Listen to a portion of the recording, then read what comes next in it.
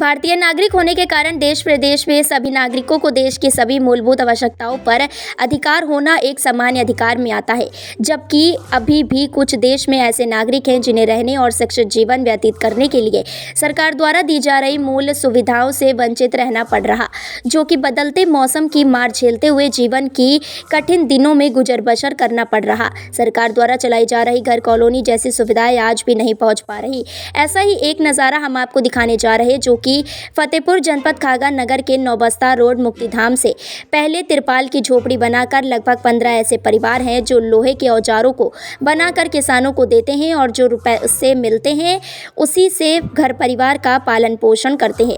और जब से मशीन चल गई तो किसान हंसिया, खुरपी, फावड़ा, कुल्हाड़ी, सेबरी जैसे औजार की खपत कम होने से लोगों को पेट भरने के लिए भी सोचना पड़ता है। आप लोगों को बताते चले कि इन रोड किनारे रहने वाले लोगों पर किसी भी कर्मचारी, नेता, समाजसेवी या फिर किसी संस्था की नज़र नहीं पड़ी।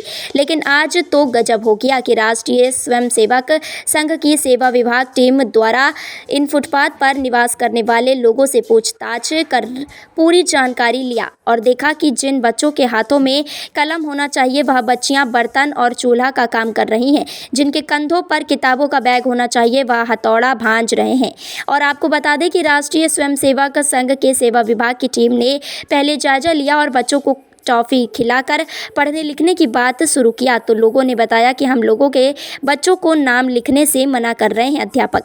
तभी सेवा विभाग की टीम द्वारा यह निश्चित हुआ कि आपके बच्चों को शिक्षा व्यवस्था हम लोगों द्वारा दी जाएगी और वह भी निःशुल्क, और आप लोगों के यहाँ 1 घंटे प्रतिदिन पढ़ाया जाएगा, जिसमें छोटे बच्चों के साथ बड़े लोगों को भी शिक्षा ग्रहण करने का अवसर दिया जाएगा। आइए सुने क्या कहा झोपड़ी में रहने वाली पुष्पा देवी और सेवा विभाग टीम के जिला प्रमुख की जुबानी। आप देख रहे हैं अजरा न्यूज़। आप हमें सब्सक्राइब ज़रूर करें और जुड़े रहें हर तरह की खबरों के साथ।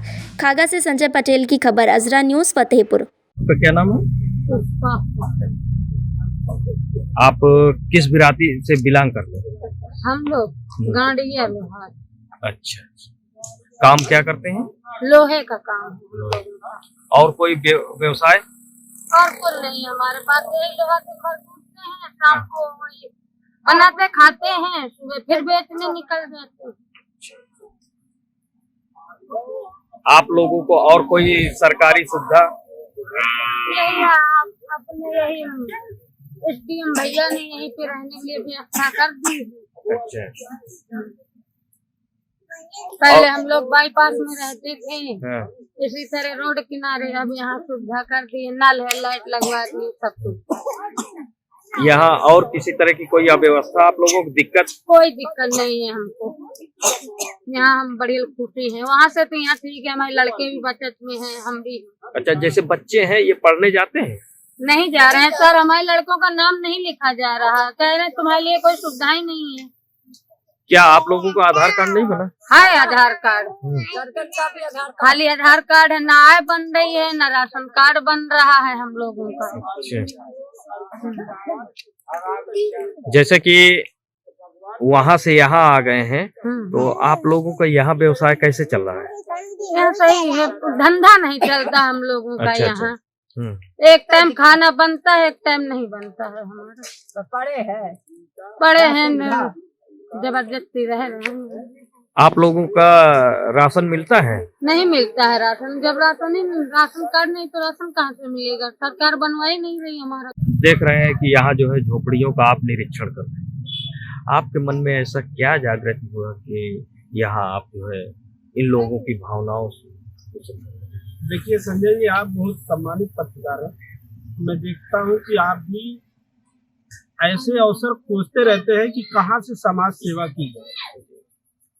देखिए, भौतिक सुख सुविधाओं को जुटाना वैभव नहीं है, ये परम सुख का साधन नहीं है कि आप भौतिक और विलासिता की चीजों को इकट्ठा कर लिए, कार खरीद लिए, घर बनवा लिए, खूब पैसा इकट्ठा कर लिए। ये सब क्षणिक सुख देने वाली चीजें हैं। लेकिन अगर आपने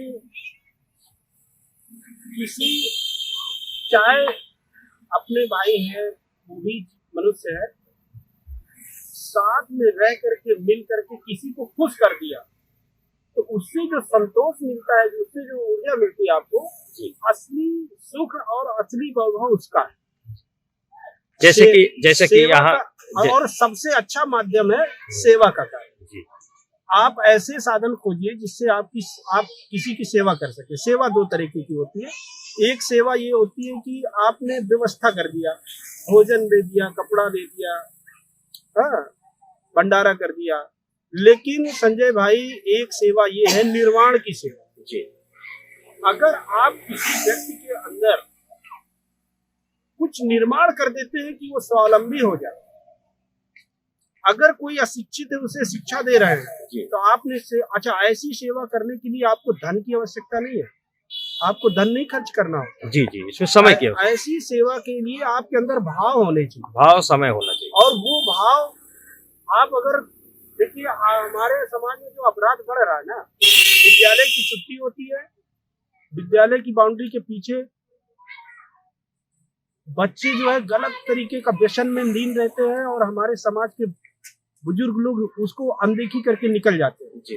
उसका परिणाम कुछ सालों बाद ये आता है कि फला विद्यालय में फला युवती ने, फला युवक ने ऐसा कर लिया। मतलब ऐसी क्राइम हो रहे हैं, हम समाज में अनदेखा करके चले जाते हैं। अच्छा डॉक्टर साहब, यहाँ जैसे कि आए आप, और ये गरीब परिवार से, इन झोपड़ी में रहने वालों से आपको मिल के कैसा महसूस हो रहा है, और इनकी जन समस्याएं क्या है? बस यही तो मैं आप जैसे लोगों का अनुभव कराना चाहता हूँ। देखिए, इससे ऊर्जा मिलती है। आप ऐसी जगह जाइए जहाँ आप सकारात्मक ऊर्जा लेने का एक माध्यम है। आप जरूरतमंद के पास जाइए, निस्वार्थ भाव से उसकी सेवा कर दीजिए, या फिर आप किसी महापुरुष के पास बैठ जाइए।